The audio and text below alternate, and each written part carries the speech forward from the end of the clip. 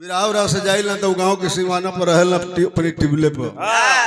नहरारून का मरल 30 साल का बहुत लहरी आदमी हो तो जाइल ना तो कहला बाबा तेरे सुरती खियावा तो बहुत देरी ले बनावेला खियावेला बतियावेला एक बार कहला कि खलिहर बाड़े हम कहली खूब खलिहर बाड़े कहला तनी कोनो कहानी हमको बताओ तो कहली कहानी सुनबो कहले कि सीता जी के जब हरण कर लेहलस रावण ने तो कहला के बाक साला ये भूल जाना था यही पर तोर गाड़ी दौड़तिया बिरहा में लाड़ चटे जाता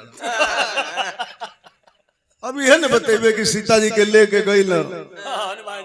हनुमान जी पता लगौला फिर राम गइला तो मार के लंका से ले अपने मेहरा के ही हमने के जानो कोनो दूसर को कहले कि देखा जब जुआ में पांडव हार गए सब अपनी पांचों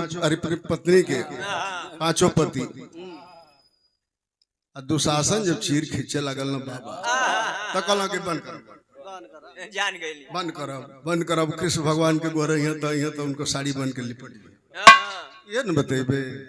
कौन तोर बिरहा करत न सरे कोनो बढ़िया चीज सुनाओ के तोरी लगे तो कहले कि बलिया में एगो गांव बा चित बड़ा गांव देखत रहो तो बहुत मशहूर गांव सुरती बनावत रहलो कहले कि एक जना को बाबू साहब को 12 बीघा के रहर को चक रहा और बीच में पूर्व पश्चिम के खूब पतराहे डांड रहे आ दोपहरिया भइल रहे बाबा पूर्व ओर से एगो लड़का चल दिहलस जवान पश्चिम ओर से एगो जवान लड़की चल देती है भाई डांड कहले कि सुरती दा बाबा कहला का भइल आगे बता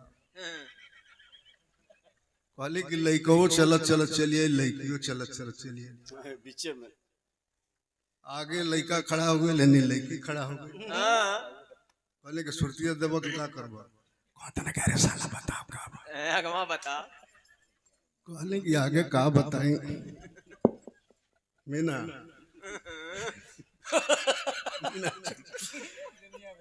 कहले कि बाबा लड़की के बाह तो लड़का धो लेता